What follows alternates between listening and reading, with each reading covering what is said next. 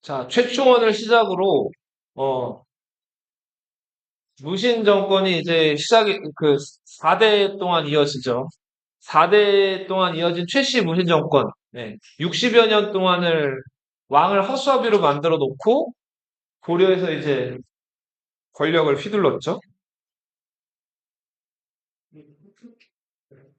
최충원은 그 교정도감이라는 권력 기구를 설치했죠. 기억나요? 최충원이 설치했던 그 권력 기구 이름이 뭐라고요? 네. 그리고 본인이 그 교정도감의 최고 책임자였던 교정 별감직에 임명이 되면서 이제 권한을 휘두르고 이후에 나오는 무신집권자들이 무신집권 끝날 때까지 다 교정도감의 교정 별감직을 차지해. 최충원이 죽을 무렵에 최충원 두 아들 간의 권력 다툼이 있었는데 맏아들이었던 최후한테 자기 몸 아파도 장례식장에도 오지 말라 그랬죠. 그래서 애가 달았던 최후의 라이벌, 최양 쪽 사람들이 최후 집에 왔다가 다 제거당하고 최후가 이제 실권을 장악을 했죠. 최후는 이제 그 아버지 뒤를 이어서 이제 교정 별감직에 자기가 취임을 하고 문반과 부반의 인사를 장악하려고 그 인사권을 휘두르는 기구를 만드는데 최후가 만들었던 그 기구가 정방이라는 기구예요. 여기다가 최후, 최후가 정방을 설치한다.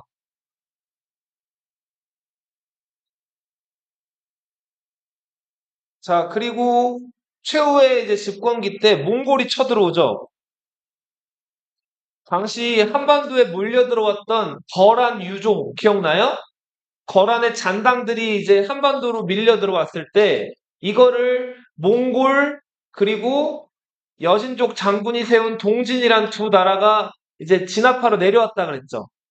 고려 조정에서 조충과 김치려라는 장군을 보내가지고 이 거란 유종들을 제압하려고 했는데 당시 그러니까 거란 유종들을 제압하기 위해서 몽골 군대, 동진 군대, 고려 군대가 강동성이라는 데서 만났어요. 평양 옆에. 자, 이때는 사이좋게 거란족 그냥 거란족 이 점령하고 있던 강동성 함락시키는 거를 세 나라가 사이좋게 함락시키고 돌아갔는데 이때 형과 동생, 그러니까 형제 맹약을 맺고 서로 돌아갔죠. 근데 이후에 몽골에서 고려 조정에다가 이것저것 요구하기 시작했다 그랬죠. 기억나요? 근데 그 양이 어땠다 그랬어요? 적었다 그랬어요? 많았다 그랬어요? 말도 안 되게 많았다 그랬죠. 뭐 수달 가죽 뭐 2만 마리, 2만 개, 뭐 이런 것들을 고려 조정에다가 요구했다 그랬잖아요. 그래서 고려 조정에서는 이렇게 말도 안 되는 요구에 대해서 응했다, 응하지 않았다? 자, 보내긴 보냈죠, 선물을. 근데 현실적으로 수달피 뭐 한 980장. 그것도 많은 건데 2만 장에 비하면은 현실적인 액수를 보냈죠, 조공으로. 자, 그런 식으로 대응을 하다가 몽골에서 점점 요구하는 게 많아졌고 그거 만지지 마. 가만히 있어. 똑바로 앉아. 자, 몽골 사신 저고여가 고려 조정에 많은 곡물들을 요구하러 왔다가 돌아가는 길에 어떻게 됐어요? 예, 죽었죠. 근데 저고여는 고려에서 죽였는지 여진에서 죽였는지 거란에서 죽였는지 그쵸. 몽골이 자작극을 벌인 건지 알 수가 없었죠. 자, 이렇게 해서 저고여가 피살되고 요거를 빌미로 해서 이제 몽골이 본격적으로 고려를 침공하기 시작을 해요. 여기에 대해서 최후 정권에서 한번 맞부터 싸워봤어요. 근데 어때요? 너무 셌죠? 우리 저 거란족 쳐들어왔을 때 귀주성에서 강감찬 장군 귀주대첩 기억나죠? 그 귀주성에서 몽골군 쳐들어왔을 때 한번 붙어봤어요. 너무 강했고 귀주성이 그래도 끝까지 함락이 안 됐거든요. 그러니까 몽골 군대가 귀주성에서 다른 편으로 또 군대를 보내가지고 나머지 지역을 다 불바다로 만들어버렸단 말이에요. 끝까지 저항하다가 함락된 성들은 어떻게 됐을까요? 예. 그 성 안에 있는 남자, 여자, 아이, 개, 말, 소, 닭까지 다 죽였다 그래요. 자, 그렇게 되다 보니까 고려 입장에서는 두려웠겠죠. 너무 강력한 기병들이 그렇게 악귀처럼 쳐들어오니까. 자, 그래서 첫 번째 침략 겪고 나서 고려 조정에서 몽골이랑 강화, 강화라고 하는 게 뭐죠? 레인포스 아니죠. 강화시킨다는 게 아니죠. 강화가 뭐예요? 서로 평화롭게 지내자고 화해하는 조약 이런 것들을 강화 조약이라고 하죠. 예. 자, 몽골과 고려 간의 강화 조약이 협상이 들어갔어. 자, 그런데 이제 생각을 해보니까 당시 집권자는 누구였어요? 고려 왕이었어요? 최후였어요? 최후였죠. 자, 만약에 몽골한테 항복을 하게 되면 몽골이 이래라 저래라 시키는 대로 해야 되죠. 그러면은 왕을 허수아비로 만들고 최고 권력을 누리던 최후 정권의 그 안정성도 불안정해질 수가 있죠. 그리고 몽골이 여차하면은 최후 끌어내리고 다른 사람을 이제 또 그 이렇게 또 내세울 수도 있잖아요. 그러니까 최후 입장에서는 자기 권력이나 이런 걸 놓치고 싶지가 않았겠죠. 그죠? 네. 자, 그래서 고려 왕을 데리고 몽골이 쳐들어오기 어려운 어디로? 강화도로 대피를 하게 되죠. 그렇죠. 강화도로 옮겨 들어가게 되죠. 이때부터 강화도를 고려에서 뭐라고 부르냐면 강도라고 불러요. 강도. 수도에서 그렇죠. 수도에서 도자녀. 강도. 네, 강도로 도망갔다. 자, 최후가 이제 아버지한테 권력 물려받은 다음에 꼬박 30년을 최고 집권자를 이제 해요. 네. 근데 최후는 물론 이제 고려 조정 입장에서는 반역 열전에 실을 만큼 고려에서는 반역자이긴 하지만 정치를 잘했다 그랬죠. 글씨도 잘 쓰고 정치도 잘했어요. 그리고 무신들만 정치에 쓴 게 아니라 자기들이 예전에 때려 죽였던 문신들도 정치에 썼단 말이에요. 인재를 나름 고루고루 잘 썼기 때문에 강화도로 대피한 30년 동안 그래도 고려가 돌아가면서 버텼어요. 네. 그리고 최후가 강화도로 이제 고려왕 모시고 대피했을 때 일어났던 하나의 사건이 있었는데 고려는 불교의 나라죠. 외적들이 쳐들어올 때 부처의 힘을 빌려가지고 외적을 막아주십사 하고 이제 대장경판을 만든단 말이에요. 거란족이 쳐들어왔을 때 거란족의 침입을 막아주세요 하면서 처음으로 그 부처님 말씀을 기록한 대장경을 만드는데 이게 처음 만든 대장경 해가지고 뭐예요? 초조 대장경, 처음 초자예요. 그런데 이게 몽골 쳐들어왔을 때 대구 부인사에 모셔져 있었는데 이게 몽골이 쳐들어왔을 때 그 대구 부인사가 타버리면서 같이 타버려요. 그래서 강화도로 대피한 최후 정권이 그 대장경을 다시 만든단 말이에요. 다시 만든 대장경을 제조 대장경이라고 부르죠. 제가 다시 제자죠? 근데 이 대장경판이 대략 8만여 장이었다 그래요. 그래서 이걸 무슨 대장경이라고 불러요? 이 목판이죠, 목판. 이 목판인데 그냥 나무에다 이거 조각을 새기는 게 아니라 나무를 잘 안 썩게 만들려면 어떻게 해야 될까요? 소금물에다 절여야 돼요. 절이고 그 위에다 오칠이라고 하죠. 이렇게 번쩍번쩍하는 거. 자, 그런 것들 칠해놓고 여러 가지 썩지 않는 방부 작업을 해야지 그게 오래 갈 수가 있어요.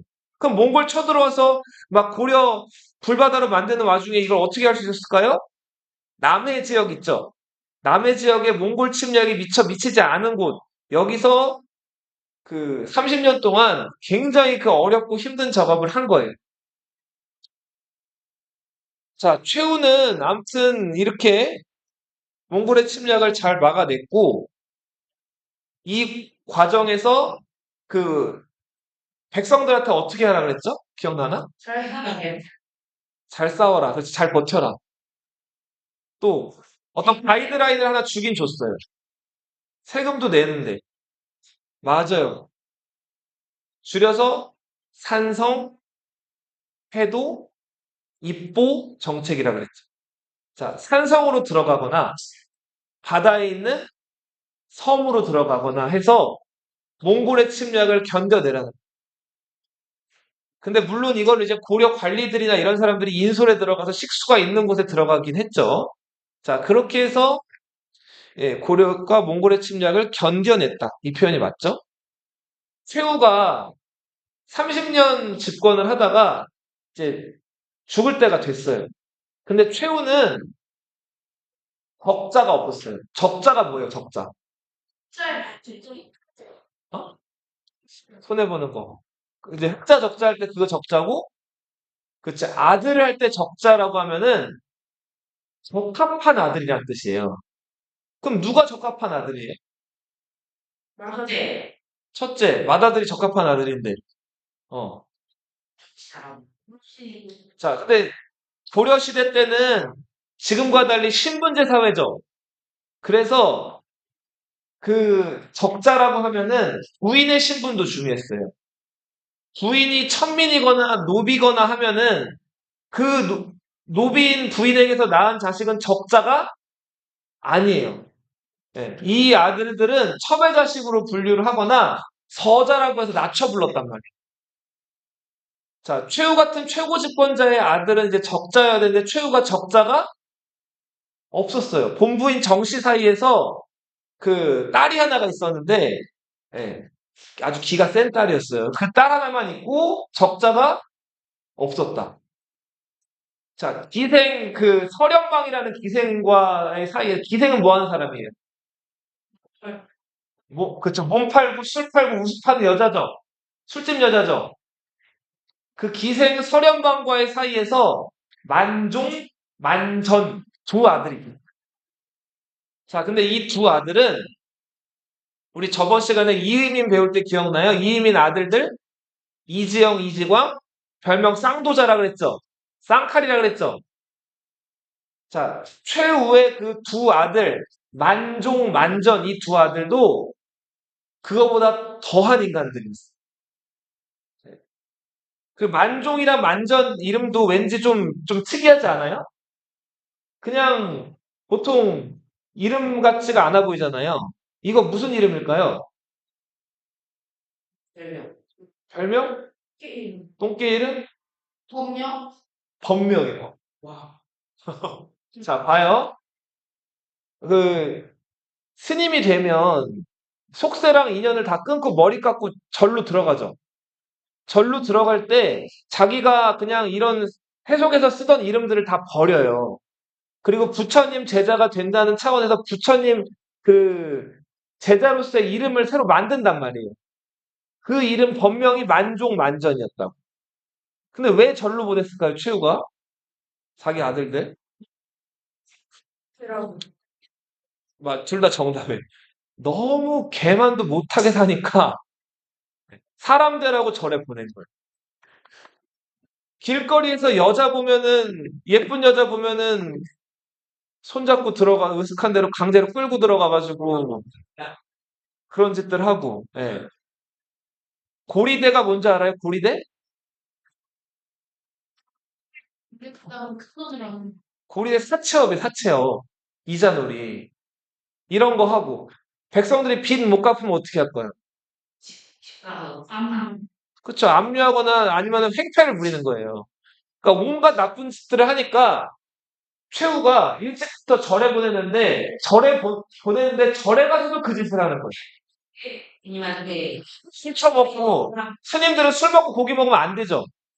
절에 가서 술 먹고 고기 먹고 여염집 여자들 데려다가 또 나쁜 짓 하고 또 그런 만종만전 따르는 사람들이 있는데 걔네들 약간 조폭 우두머리처럼 뒤봐주고 자 이런 나쁜 짓들을 했단 말이에요. 그래서 얘네들은 도저히 답이 없다. 노답. 노답처럼 여겼던 두 아들이었어요. 금쪽이었죠. 근데 봐봐.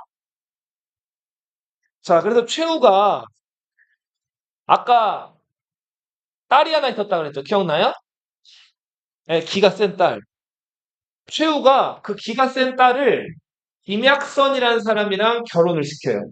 이 김약선은 누구냐면 아버지, 할아버지가 다 2급 공무원이었어요. 그러니까 어떤 사람들이에요? 집안이 좋은. 좋은 사람이죠. 그래서 이 김약선이라는 사람이랑 결혼을 시켰는데 김약선도 평판이 좋았어요. 네. 그 문적인 능력도 좀 뛰어나고 임금, 당시 임금이 이제 최충원이 세우고 죽었던 고종이란 임금이었는데 고종도 이 김약선한테 기대하는 게 꽤 많은 사람이었어요. 자, 그래서 나름 괜찮은 사람이었는데 그 김약선이랑 최충원의 딸이 사이가 좋았을까요? 안 좋았을까요? 사이가 좋지가 않았어요. 일단 최충원 딸이 기가 좀 세다 그랬죠. 그리고 자기 아버지가 권력자니까 그거 믿고 조금 이제 나쁘게 굴었던 것 같아요. 그래서 김약선과 최충원 딸 사이에서는 김미라는 아들이 하나 있긴 있었는데 아무튼 둘은 사이가 좋지 않았다. 그러다가 김약선이 그 저기 뭐야 그러니까 놀기 좋은 큰 정자랑 건물을 만든 다음에 거기서 여러 예쁜 여자들 불러다가 술 먹고 놀고 이제 소위 말해서 좀 바람을 핀 거예요. 좀 대놓고. 자, 근데 봐봐, 선생님 봐봐. 최후가 망나니 아들밖에 없고 망나니 아들들도 다 그 서자들이기 때문에 최후가 죽은 다음에 권력이 김약선한테 가지 않을까라고 사람들이 생각을 많이 하고 있었는데 김약선이 최후의 사위니까. 근데 김약선이 지금 뭐라 그랬어요? 그치? 부인이랑 사이가 안 좋다고 그 큰 건물 만들어서 거기다 여자 불러놓고 노래 부르고 술 마시고 이렇게 했단 말이에요. 한번 일탈을 한 거예요. 자, 그런데 최충원 딸이 이게 싫었겠죠? 아, 최후 딸이. 그래서 이걸 최후한테 가가지고 아버지, 저 남편 새끼가 저 바람 피고 나 지금 저 등지고 저런 짓을 해요. 일러 바친 거예요. 최후도 화가 났겠죠? 뭐야, 어떻게 된 일이야? 자, 불러서 얘기해 보는데 여기서 이렇게 저렇게 충돌이 있다가 최후가 김약선을 죽여요. 네. 자, 그리고 사실 김약선이 또 그렇게 된 데에는 또 이런 배경도 있었어요. 최후의 딸이 남자 종 있죠? 자기 남자 종이랑 또 그렇고 그런 사이였던 거예요. 그러니까 어떻게 보면 좀 막장 관계였는데 아무튼 이런 관계로 최후의 유력한 후계자였던 김약선이 어떻게 됐다고요? 죽었어요. 자, 이제 누가 뒤를 이을지에 대해서 말이 많았는데 사람들은 그래도 김약선이 좀 인물이 있었으니까 김약선과 최후의 딸 사이에서 나가는 그 손자, 외손자 김미, 얘 김미가 뒤를 잇지 않을까 해가지고 김미를 따르는 그룹들이 좀 생겨요. 자, 근데 최후가 의외의 선택을 해요. 그쵸? 머리 깎고 절에 들어가 있던 두 아들들을 중에서 막내였던 만전을 머리를 기르라고 한 다음에 절 밖으로 나오라 그래요. 그 다음에 만전이란 이름 말고 이제부터 항이란 이름을 써라 해가지고 그 아들한테 이름을 준단 말이에요. 자, 이제 그 만전은 스님이 아니라 최항이라고 어엿한 최씨 가문의 이제 인물이 된 거죠. 자, 이거 최후를 따르는 사람들이 뜨악했어요. 저 개망나니한테 권력을 준다고? 자, 그래서 한쪽에서는 최항을 따르는 무리, 한쪽에서는 김미를 따르는 무리. 네. 이렇게 좀 불꽃 튀었단 말이에요. 그러다가 최후가 몸이 급격히 안 좋아졌고 결국은 죽어요. 죽으면서 자기 아들 최항한테 자기 가진 재산이라든지 그리고 자기 가진 관직이라든지 이런 것들을 몰아준단 말이에요. 이렇게 해서 최씨 정권의 세 번째 집권자가 된 사람이 누구? 최항이었죠. 자, 근데 주변 사람들이 걱정했던 것처럼 이 최항은 역시나 망난이었어요. 조금 처음에는 정신 차리고 그래도 권력 가지고 정치도 좀 하는가 싶었더니 일단은 뭐부터 했을까요? 자기 라이벌 있었죠. 김미부터 죽여요. 그리고 평소에 자기한테 쪽을 주거나 자기를 좀 무시하거나 멸시했던 사람들을 다 이제 일일이 다 사람을 보내가지고 다 죽여요. 네. 특히 몽골이 쳐들어왔을 때 귀주성에서 박서 장군이랑 함께 몽골 군대 침략을 막아내는데 큰 공을 세웠던 김경손이라는 사람이 있었어요.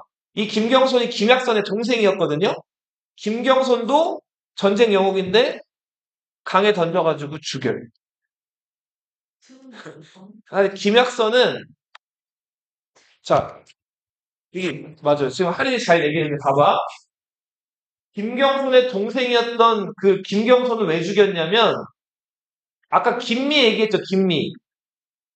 김미가 그 최양을 치려고 그 먼저 역적 모의를 꾸미는데 이거를 자기 외삼촌 자기 그 작은 아빠죠. 자기 아빠가 김약선이고 아빠의 동생이 김경손이니까 그 김경손한테 편지를 보내가지고 물어봐요.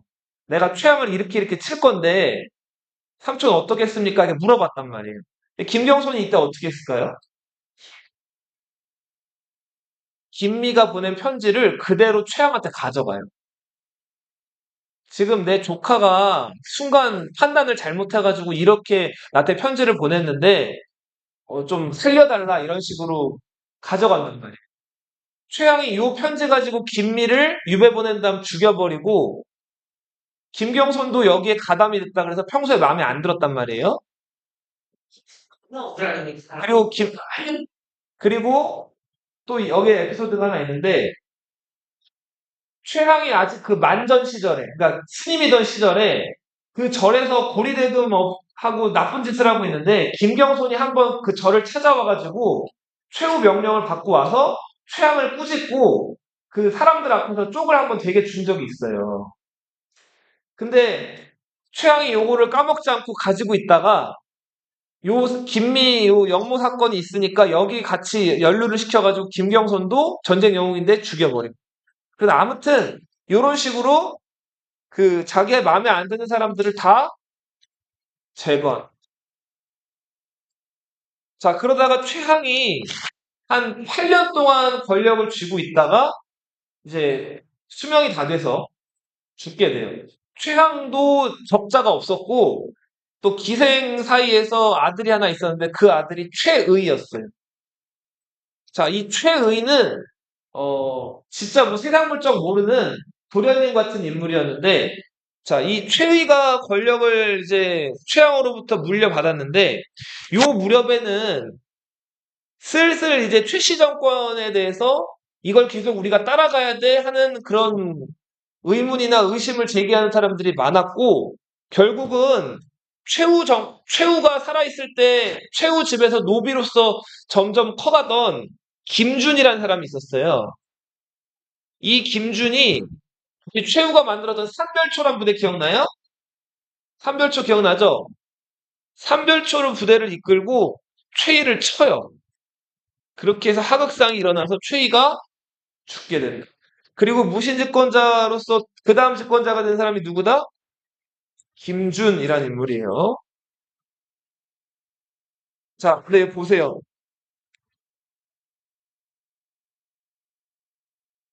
최충원 얘기를 다시 잠깐만 돌아가 볼게요. 최충원이 우리 저 명종이랑 국왕 어떻게 했어요? 끌어내렸죠. 그리고 나서 명종의 동생이었던 신종을 임금으로 세웠어요. 자, 한 명 끌어내리고 한 명 세웠죠. 자, 신종이 죽어요. 신종이 나이 먹어서 죽고 신종의 아들이었던 희종이 즉위했죠. 그죠? 근데 희종이 어떻게 했어요? 최충원한테 잘 보이다가 최충원을 암살하려고 그랬죠. 그래서 어떻게 했죠? 최충원이 희종도 또 끌어내렸죠. 예. 그리고 자기가 폐위시켰던 명종의 아들 강종을 새로 또 세웠단 말이에요. 기억나요? 강종이 60살에 왕 된 다음에 2년 만에 죽고 강종의 아들이었던 누가? 고종이 즉위했단 말이에요. 그래서 최충원은 왕을 2명을 끌어내리고 4명을 새로 왕을 세웠어요. 어떤 사람이에요? 대단한 사람이죠. 특히나 겨우 신화 주제에 왕을 2명을 폐위시키고 4명을 새로 세웠단 말이에요. 아마 한국 역사에서 이만한 권력을 가진 신하가 없었을 거예요.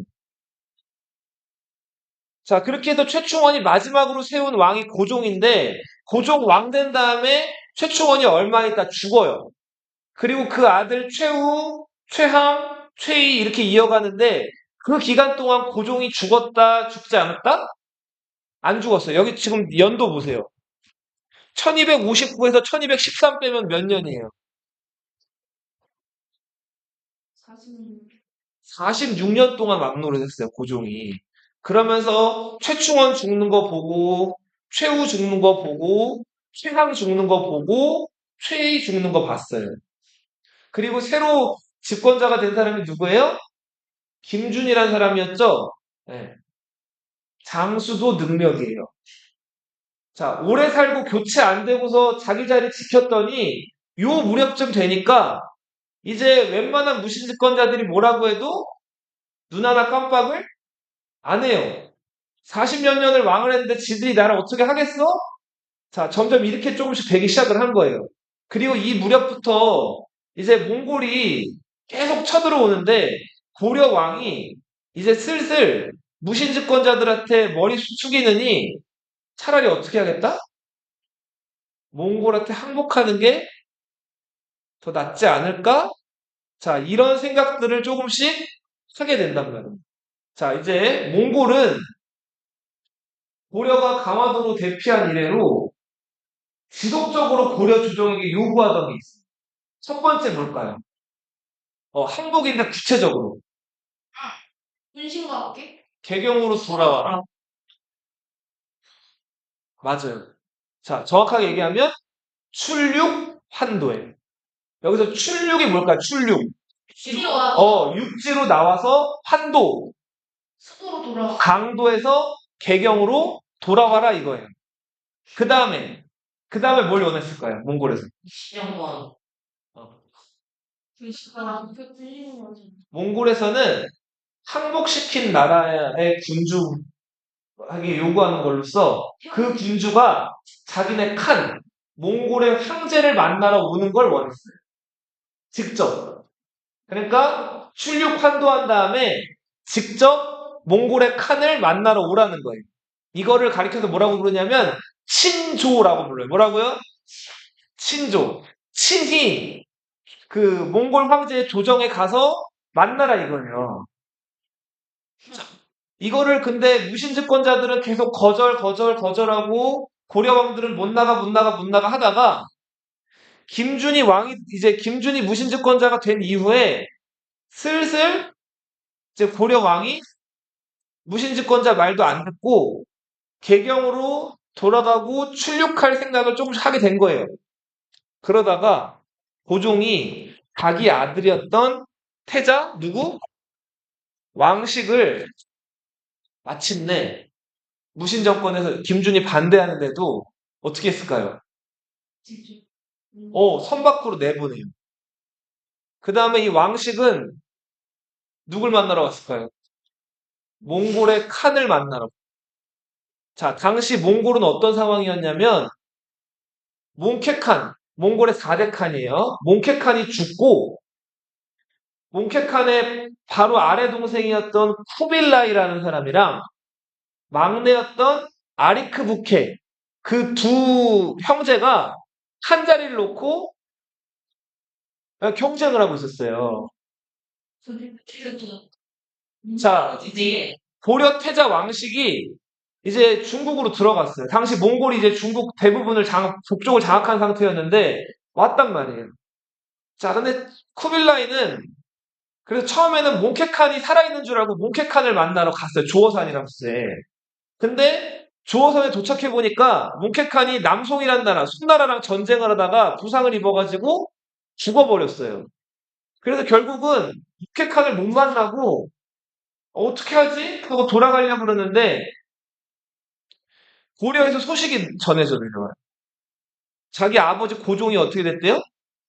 고종이 죽었대요. 그러니까 당연히 고종이 죽었으면 누가 왕이 돼야 돼? 김문진. 본인 태자가 왕이 돼야 되죠. 그래서 약식으로 즉위식을 거기 그 중국에서 간단하게 처리를 하고, 자, 이제 다음 선택은 다음 칸에게 가야 되겠죠. 여기까지 왔으니까. 당시 쿠빌라이는 저 남쪽에서 남송 정벌 하는데 여념이 없었고, 아리크부케라는 그 막내는 몽골 그 본토의 수도였던 상도라는 곳에 있었단 말이에요. 어디를 가야지 고민하고 있었는데 태자 왕식의 선택은 그냥 쿠빌라이를 선택을 해요. 그래서 자, 지금 그렇죠. 내전이 벌어졌을 때 수도를 장악하고 있는 쪽이 항상 어때요? 유리하죠. 그래서 언뜻 봤을 때는 막내였던 아리크부케가 몽골 수도 상도에 있었기 때문에 아리크부케가 이길지도 모르는 상황이지 않을까라고 사람들이 생각을 했는데 태자 왕식이 누굴 선택을 한 거예요? 쿠빌라이를 만난 거예요. 자, 쿠빌라이가 중국 한복판에서 그러니까 카이펑이라는 데서 이제 그 원종, 그죠? 고종의 뒤를 이은 이 원종을 만나고 나서 엄청 기뻐했다 그래. 고려 왕이 나를 그치 찾아왔다.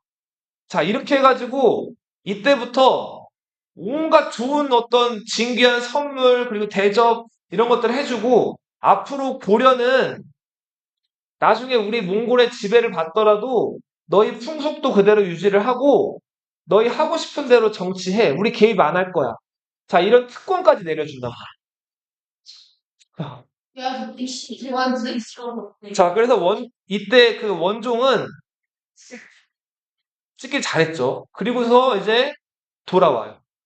돌아와서 강화도로 다시 이제 그 들어왔어요. 강화도로 들어와서 왕이 됐는데 이 김준이 이제 초조해진 거예요. 고려 왕이 그 몽골 칸이랑 관계가 너무 깊어졌잖아요. 자, 이러다가 만약에 뭐 원종이 이제 개경으로 돌아와가지고 이렇게 되면 자기는 오리알이 될 수도 있죠. 그래서 어떻게든 원종은 이제 개경으로 자꾸 돌아가려고 하는데 이걸 말려요. 당시 김준 부하 중에서 이면이라는 사람이 있었어요. 이 이면이라는 사람의 특기는 이렇게 손으로 쏘는 거 뭐라고 하나? 누구나 네, 물구나무 쏘기가 특기였어. 정말 많아.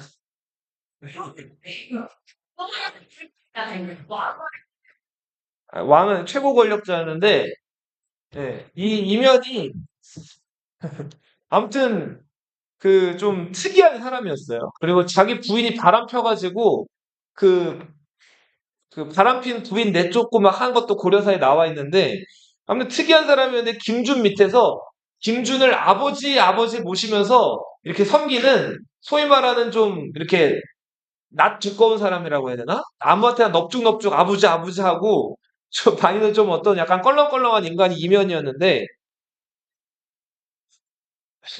경제생은 선한 구석이 있었는데 이면은 그렇지가 않았어. 자, 김준이 최고 권력자였기 때문에 김준뿐만 아니라 김준 자식까지 백성들 땅을 온갖 나쁜 방법으로 많이 빼앗았단 말이에요. 자, 근데 이면이 그 김준 밑에서 자기도 권력이 있었을 거 아니에요? 그러니까 그 김준 백을 믿고 자기도 땅을 뺏고 이런 나쁜 짓들을 했단 말이에요. 근데 공교롭게도 김준 아들 땅이랑 이면 땅이 이제 서로 이제 경합을 붙게 된 거예요. 그래서 이 땅은 서로 김준 아들이 가질 것이냐, 이면이 가질 것이냐, 이런 얘기가 있었는데, 이거를 피는 물보다 진하죠? 네. 김준 아들이 이 땅을 가져가요. 이면은 이때 땅을 뺏긴 다음부터 어땠을까요?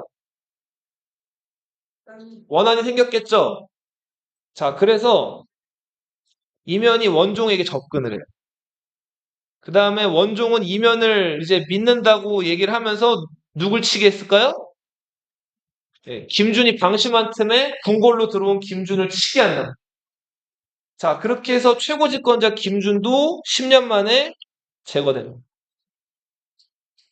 자, 근데 봐요. 이면이 최고 집권자가 됐는데 좀 흐름을 잘 못 읽은 사람이에요. 이 사람 김준 무너뜨린 다음에 뭐 하려고 그랬을까요? 자기가 그냥 자기가 왕이 되려고 그래요. 내쫓지.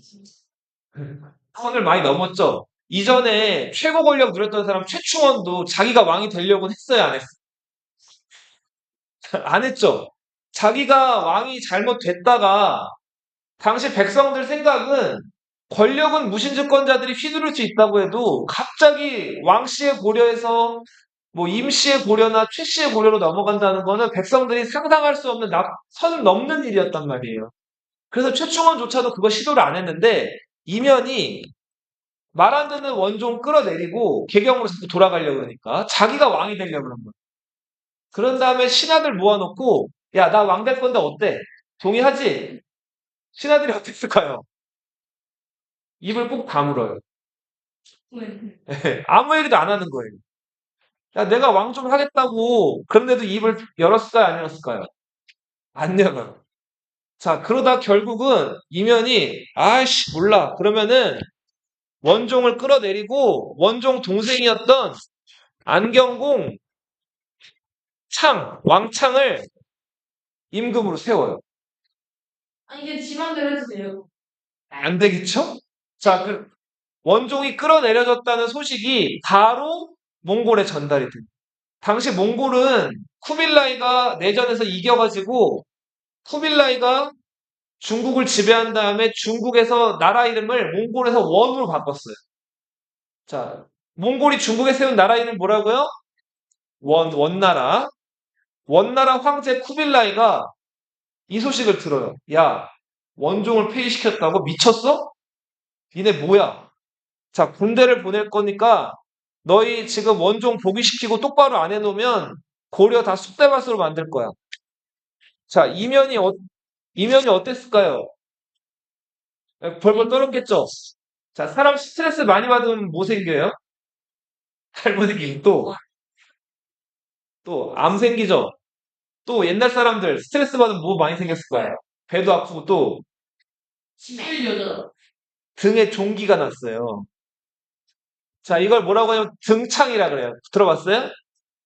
자, 등창이 생기면 사람이 보통 잘 때 어떻게 자죠? 뭐, 누워서 자는데 누워서 잘 수가 있어요, 없어요? 엎드려 잤다 그래요. 그래서 이면이 등, 스트레스 받아 등창 나가지고 죽어요. 네. 자, 쿠빌라이가 폐위된 원종이 다시 복이 됐는데 원종한테 야, 거기 있지 말고 다시 나 만나러 와. 자, 그렇게 해서 원종이 이때 그 원나라의 쿠빌라이를 만나러 또 가요. 한 번 가기가 어렵지 두 번, 세 번은 가기 쉽죠? 또 쿠빌라이랑은 친분이 있잖아요. 자, 원종이 쿠빌라이 만나러 갔어요. 그랬다가 이제 다시 쿠빌라이 만나고 돌아와요. 자, 돌아오는데 원종이 이번에는 강화도로 들어갔을까요? 안 들어갔어요? 안 들어가고 100년 동안 거의 한 50년 동안 버려져 있었던 어디로 정착을 했을까?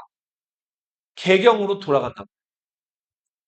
자, 당시 이면의 아들이었던 마지막 무신집권자 임유무가 원종이 개경으로 눌러앉고 강화도를 안 들어오는 걸 보고 자기 데리고 있던 삼별초 부대, 이 삼별초 부대를 이용해가지고 개경을 치려고 해요. 근데 이 삼별초 부대원들 중에서 임유무를 따르지 않는 사람들이 더 많았고, 자, 결국은 내전이 벌어져서 임유무는, 자, 이렇게 해서 무신집권 100년은 끝이 난다. 자, 근데 문제는 아까 삼별초 중에서도 개경으로 환도하고 몽골에 항복하는 거에 대해서 반대하는 사람들이 있었다 그랬죠. 자, 삼별초를 이끄는 그 개경 환도에 반대하는 리더가 배중손, 김통정 같은 사람들이었어요. 이 사람들이 개경 환도에 반대해가지고 아, 강화도는 너무 좁고 안 되겠다. 그래서 저 남해 바다까지 가서 강아지 유명한 섬 진도로 들어가. 진도께. 네. 자, 진도로 들어간 다음에 왕족이었던 승화후 온 이 사람을 새로운 왕으로 추대해가지고 진도에다가 궁궐을 짓고 자, 쳐들어올 때면 쳐들어 와봐. 막아줄게 했단 말이야. 자, 그래서 이때 그 개경으로 이제 환도한 원종과 몽골 연합군이 연합을 해서 진도에 있는 삼별초 군대를 공격하러 들어갔단 말이에요. 자, 이게 우리 교과서에서 이렇게 기록하고 있죠. 뭐의 난? 삼별초의 난이. 자, 진도로 옮겨간 삼별초 군대가 처음에 몇 번은 좀 고려와 몽골의 연합군을 막아내나 싶었는데 결국은 숫자적으로도 사기로도 여러 가지 면에서 여몽연합군 상대가 안 됐죠. 진도에서 손쉽게 진압이 된 다음에 이들이 어디까지 도망갔을까요? 제주도로 도망갔다. 자, 제주도에서 삼별초의 잔당을 이끌던 사람이 김통정인데 네, 고려 몽골 연합군이 제주도를 포위해가지고 김통정이 한라산 그쪽까지 숨었다가 목을 매서 네, 자살해. 이렇게 되면서 삼별초의 난은 진압된다. 자, 삼별초의 난이 진압되고 나서 이제 고려는 몽골이 세운 나라 이름 뭐라 그랬어요? 중국에 세운 나라. 원나라라고 그랬죠? 이 그 원나라의 지배와 간섭을 받게 되는데 이 시기를 고려 역사에서 뭐라고 부른다? 원 간섭기라고 부른다. 뭐라고 부른다? 따라 읽어봐. 뭐라고요? 원 간섭기라고. 일제강점기라는 시기가 있었죠. 우리 근현대사에서. 그 시기에 일본의 지배에 협력했던 사람들을 친일파라고 불렀죠. 요 시기는 몽골에 협력하고 몽골의 머리를 조아린 친몽파라고도 있었는데 그렇게 안 부르고 예, 몽골이 세운 나라 원나라 이름을 따가지고 친원파라고 불렀어요. 자, 몽골은 이제 한반도에서 끝이 아니라 바다 건너 일본까지 쳐들어가고 싶었단 말이에요. 그래서 두 번에 걸쳐서 일본으로 원정을 간. 근데 이때 일본의 입장에서 너무 운이 좋게도 큰 태풍이 불어가지고 그 배 타고 가던 몽골과 고려 연합군대가 대부분 침몰하거나 물에 빠져 죽어요. 자, 일본인들 입장에서는 감사한 바람이죠. 자, 신이 내려준 바람 해가지고 이 바람을 뭐라고 부른다? 신풍이라고 부르고 이 바람, 신을 일본어로 카미, 바람을 카제 이렇게 부르죠.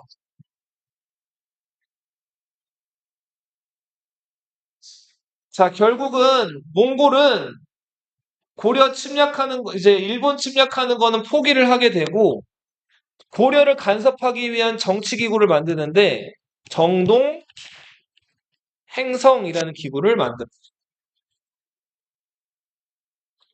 자, 우리 한국은 경기도, 전라도, 경상도죠. 원나라는 중국 지배할 때 그 지방을 뭐라고 불렀냐면 성이라고 불렀어. 길림성, 흑룡강성, 무슨 성이라고 불렀다. 고려 지배할 때 설치해놨던 기구는 뭐였어요? 정동행 성. 네. 자, 그리고 가루가치라는 고려에다가 이래라 저래라 간섭하는 관리를 파견해. 이때부터 이제 몽골의 영향을 잔뜩 받게 되는데 일단은 고종, 원종 이렇게 묘호를 쓰다가 이걸 못 쓰게 되고 원나라에 충성하는 왕이라 그래서 충자 붙은 왕들이 등장을 해요. 충렬왕, 충선왕 이런 왕들이 등장을 하죠. 자, 그리고 이때부터 몽골 언어 이런 것들이 이제 많이 쓰이게 되는데 보세요. 먼저 이 치라는 말은 어떤 그 관직에 있는 사람들 혹은 어떤 기술자들 이런 사람들을 좀 낮잡아 부르는 표현인데 장사치, 벼슬아치 자 이런 말들이 다 어떤 말이에요? 다 몽골어예요. 그리고 몽골 사람들은 머리를 여기 앞머리만 남기고 자 뒤를 거의 막 이렇게 다 삭발하죠. 네. 자 변발. 네. 그리고 몽골 사람들이 먹는 음식 독한 소주. 네. 소주가 그 몽골 사람들이 그 증류해서 먹는 술에서 유래한 술들이에요. 소주. 네. 그리고 몽골 사람들이 입는 옷, 뭐 철릭.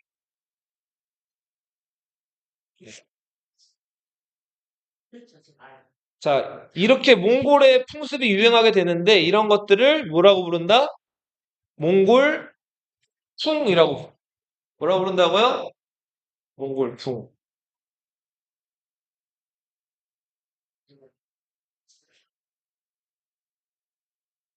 자, 여기 지금 고려시대 왕들 재위기간 보면 충렬왕이 왕노릇 잘하다가 갑자기 충렬왕 왕 기간이 끊기죠. 6개월 동안 끊겼다가 다시 복위해가지고 충렬왕이 또 왕노릇을 했죠. 그리고 그 사이에 충선왕이 왕이 되고 충렬왕 죽은 다음에 다시 충선왕이 복위하는 막 이런 상황이 벌어지는데 자, 원간섭기 때는 어떤 일이 벌어지냐면 원나라 황제가 이 왕이 마음에 안 든다 이러면은 이 왕을 원나라 수도로 소환해, 그러니까 불러들여. 그럼 고려 왕은 그 명령을 거역할 수가 없죠. 원나라는 몽골이 중국을 지배해서 세운 나라 아니에요? 수도를 어디에다 정했냐면 지금 중국 수도 베이징이죠. 그 베이징에다가 정했단 말이에요. 당시 원나라 수도를 베이징이라고 안 부르고 큰 도시라고 해가지고 대도라고 불렀어요. 혹은 예전 연나라 수도였다 그래서 연경이라고 부르기도 했어요. 자, 뭐 원간설기 때 자주 일어났던 풍경, 모습 중에 하나가 원나라 황제, 원나라 백한이 마음에 안 들면 고려 왕을 어떻게 해요? 대도, 연경으로 불러들여요. 그러면 고려 왕은 어떻게 해야 돼요? 예, 알겠습니다 하고 가야 돼요. 그리고서는 그 왕의 아들을 새로운 왕으로 올리거나 하는 것들이 되게 일반적이고 자주 일어나는 일들이었어요. 되게 굴욕적이고 수치스러운 일이죠. 여기 하나만 더 얘기할게요. 자, 요거 하고 마칠게요. 아, 실제로 이렇게 원나라 황제가 고려 왕을 막 교체하고 이런 일들이 계속 벌어져요. 그러다 보니까 권력의 중심이 고려 조정에 있는 거예요? 원나라 황실에 있는 거예요? 원나라 황실에 있는 거죠. 그래서 원나라 황제 눈에 예쁘게 보여야지 고려에 가서도 방구를 뿡뿡 낄 수가 있는 거예요. 자, 충렬왕 아들이었던 왕장, 이 충선왕이 어떻게 하냐면 그 원나라로 가가지고 자기 아버지 충렬왕이랑 왕위 자리를 놓고 경쟁을 벌여요. 자, 그러다가 자기 아버지 제치고 자기가 고려왕이 잠깐 되기도 했다가 다시 왕자리 뺏기고 아버지 충렬왕이 왕이 된단 말이에요. 자, 그리고 나서 충렬왕이 죽고 나서 충선왕이 다시 고려왕이 되는데 고려왕이 된 충선왕이 어떤 짓을 하냐면 자기 태자 있죠? 자기 아들한테 왕자리를 물려줘 버려요.